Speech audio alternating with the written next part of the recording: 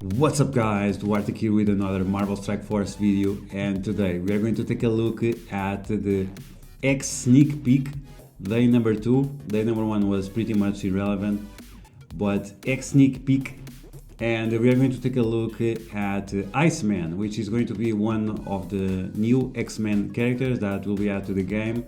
And I'm really glad for this because I had a few spots that I need to fill in on my teams, and hopefully this guy will be part of that. So we are going to take a look at his kit and see if he's any good, if he's gonna be super crazy or not so really. And like always, if you find information on this video helpful, make sure you share it with your friends. If you're new to my channel, make sure you subscribe for more Marvel Strike Force content and make sure you smash that like button. Okay, so on the day number 1 of the X sneak peek, it was only a minor revision on the kit of Beast to include not only the Uncanny X-Men but also the Astonishing and X-Men. And apart from including this Astonishing X-Men on most of his abilities, he also has some minor improvement on his passive, so nothing special. And on this part of this sneak peek we have a lot of fluff, doesn't really matter. Now let's go to what matters, the kit. Now we don't have the stats, and most importantly we don't have the speed. And what's going to be most important about this character is his speed, because we can make combinations with other characters that the speed will be very important. So let's take a look at his traits. So Hero, Global, Mutant, Controller, X-Men, and also Astonishing X-Men. So now we have 3 tags about X-Men. We have X-Men, Astonishing X-Men, and Uncanny. Uncanny and X-Men, they are 2 different tags, so keep that in mind. So with this basic, attacks primary target and adjacent targets for damage and applies slow. Gains extra focus for this action. So this is good, but not so good. We have Quake in the game, one of the Inhumans and also a SHIELD member. She does exactly this, but instead of slow for 1 turn is for 2 turns. So in that regard it's way better than this guy.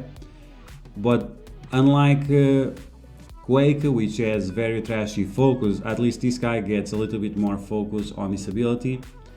And I find it a little bit concerning based on his kit, because we are not going to be able to use this ability quite often. Both the special and the ultimate, they have low energy, and because this guy is supposed to be used with the Beast, and Beast also gives energy to this guy, so I'm a little bit conflicted in terms of the basic. So unless we are using like Storm as well, and we don't know yet if Storm is going to be part of this team or not. Hopefully she will. But without Storm, I really don't see the value of this ability, because it will not be often the occasions where we are going to use this basic. So that's why it would be important, because if we have Storm, we have all those assists and so on, and that can get some value out of this ability. Now, in terms of the special, 3 energy, comes full, attacks primary target, so single target damage. If the character has slow, then it always crits, and it always applies stun. Now, most of the kits, I think you have noticed it, but they work a lot more around the crit, and that's because not many people are using Raider on the ISO 8. So instead of changing the ISO 8, they are changing the kits of the characters. And I think that's good, gives some different flavor to the characters. But in terms of this ability, once again, the hit's utility will be based on which characters you are using around this guy and how fast he is, because if he's way too fast, it's might not be that great, and if he's too slow, it might be actually a little bit more interesting, but we'll see. So far the ability is okay. The fact that we can have a stun like every 2 turns, that's quite decent and very reliable for situations where we need more control, whether it's in Ultimo 7 or whether it is in Dark Dimension or something like that. But I'm not saying that this guy is going to be good for Dark Dimension, by the way. Now let's take a look at his ultimate. Ice Slide costs 5 energy, comes full, so special and ultimate we can use them right away. Gain a barrier for 30% of his max health. Once again, 30% is the max a character can have of barrier. You cannot have more than 30% of barrier. So if he would get a barrier from Fortifier or whatever, it would not stack up with this one. The max is 30% and that's it. Okay, so once again, let's start. 5 energy comes full. Attacks all enemies for 320% damage. Decent multiplier. We need to check his base damage. If his base damage is not like Symbiote Spider-Man or Hela level, then this guy might be might not be that great. Then apply +1 slow. Now this ability is quite good and it's way better than the first one, because applying +1 slow means if the characters are already slow, you'll be able to extend that slow that they already have. So on the case of the basic, you apply slow, and if you do it again, it's going to do the same slow. It's not going to add anything. In this case, it adds 1 stack of slow, so instead of 1 turn, it will become 2 turns. And if it has 0, it will become 1. So this ability has some more utility, but once again, depends on which characters we'll be able to use together with him, and if you are going to use Storm or maybe someone else that also wears in white. Now, in terms of his passive, Absolute Zero. This passive is quite good, and I think it's the best part of this character, maybe. On spawn, if the health of this character is full and he has 4 or more Astonishing X-Men allies, he can revive for 40% of his max health. That's quite decent, and the fact that it doesn't require the entire team, I'm not sure. Sometimes it's really hard to understand this, if it includes himself or not. Probably it doesn't include himself, so probably you need a full team.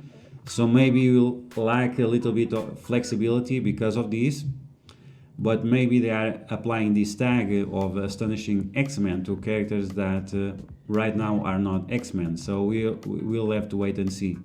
So if his health is full and if he has 4 or more allies with Astonishing X-Men, he's going to be able to revive. That's quite useful, but it's a little bit concerning because makes me wonder about how much HP he has.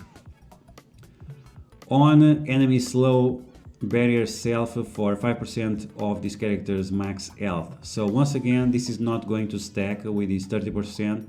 So if you use the ultimate on turn 1 and you are applying all these slows, you are not going to get more barriers. So it's not that great. This is only good for because of the basic. The basic will grant him 15% barrier. That's very nice.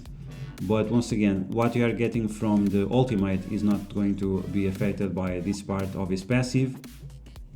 Then on turn, 30% chance of attacking an enemy with piercing damage. If that enemy is slow, I always attack that enemy for 100% piercing.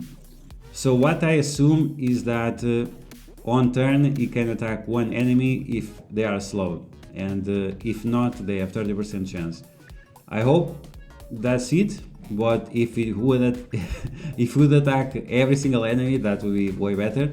But let's not dream too much. But attacking one guy for 140% piercing, does he have high base damage? I hope so, otherwise his other abilities are not going to be that great, and this one as well. Now, we have other things that make this character very interesting. Lower armor by 20% for all enemies with slow. So once again, the ultimate might not do much in terms of his barrier, because he's already giving himself barrier and it cannot go beyond the 30%, but we are lowering the armor of the enemy. So extending slows on the enemies will make sure this ability will last for long. That's quite useful, but depends on the enemy. Like some enemies, they have really high armor. It's going to make a difference, but this is okay stats.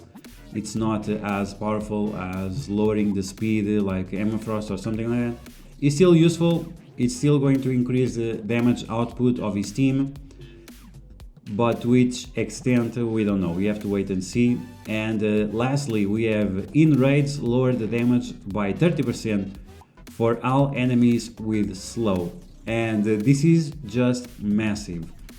So I will assume that this can stack up as well with offense down, and unfortunately we cannot use yo-yo with this team, or maybe we can.